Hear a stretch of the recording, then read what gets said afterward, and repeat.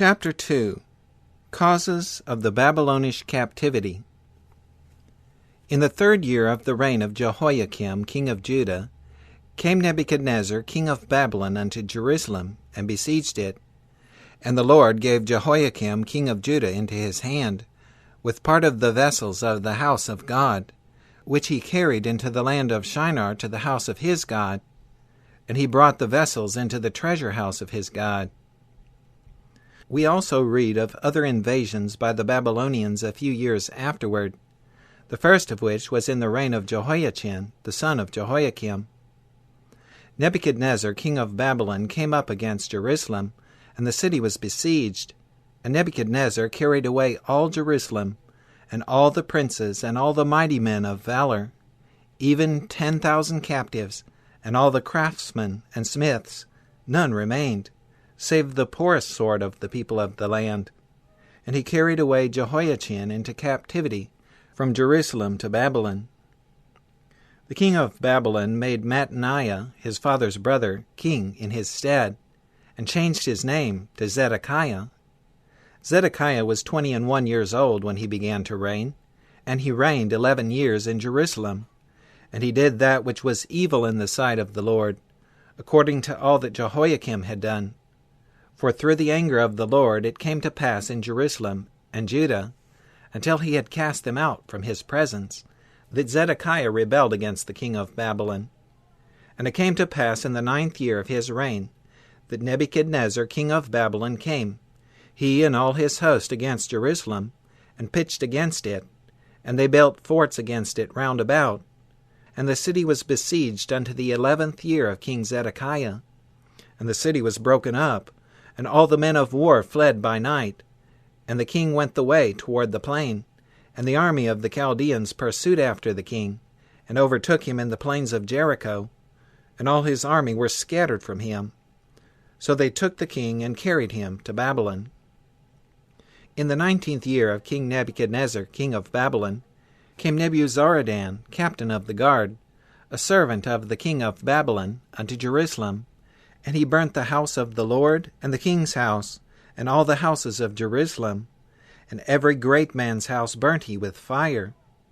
And all the army of the Chaldees that were with the captain of the guard brake down the walls of Jerusalem round about. Now the rest of the people that were left in the city, and the fugitives that fell away to the king of Babylon, with the remnant of the multitude, did Nebuzaradan the captain of the guard carry away.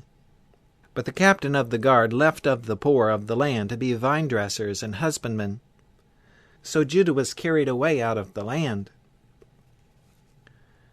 The prophet Nehemiah presents the evil doings of the Jewish nation as the cause of their calamities.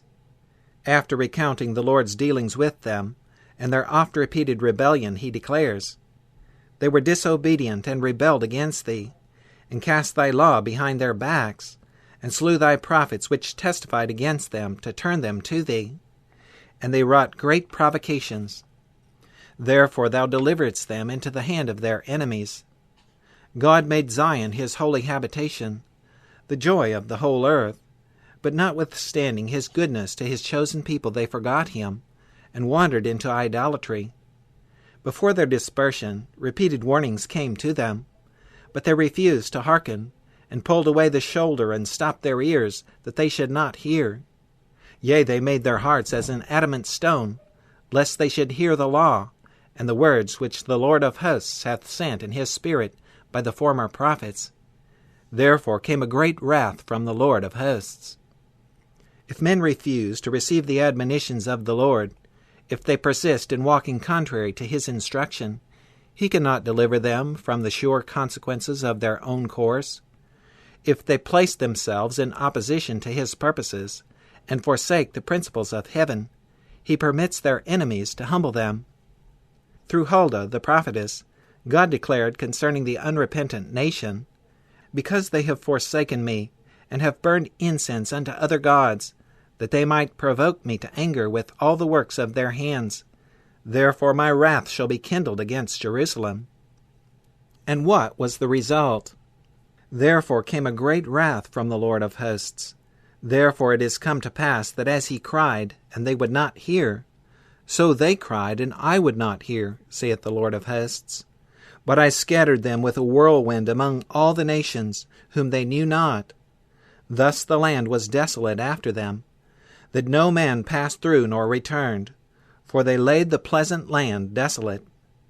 The children of Israel were taken captive to Babylon because they separated from God. They did not maintain his principles unadulterated with the sentiments of the nations around them. The people who should have been a light amidst the surrounding darkness disregarded the word of the Lord. They lived for themselves and neglected to do this special work God had appointed them. And because of their failure to fulfill his purpose, he permitted them to be humbled by an idolatrous nation. The Lord could not work for the prosperity of his people. He could not fulfill his covenant with them while they were untrue to the principles he had given them to maintain, that they might be kept from the methods and practices of the nations that dishonored him. By their spirit and works, the children of Israel misrepresented the righteousness of God's character, and the Lord allowed the Babylonians to take them captive. He left his people to their ways, and in the calamities that befell them, the innocent suffered with the guilty. Youth's Instructor, May 14, 1903.